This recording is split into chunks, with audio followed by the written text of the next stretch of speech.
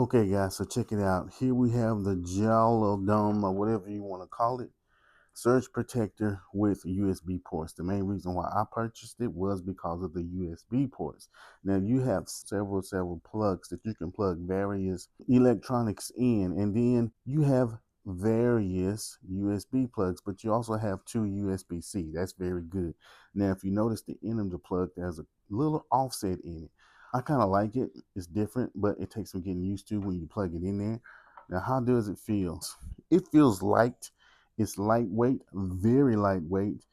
You can mistake the quality of it because of the lightweightness, if that's a word.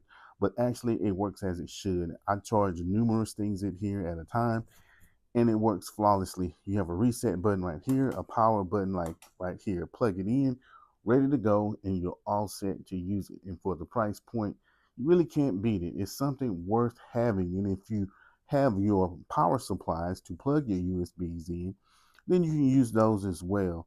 And they marry well.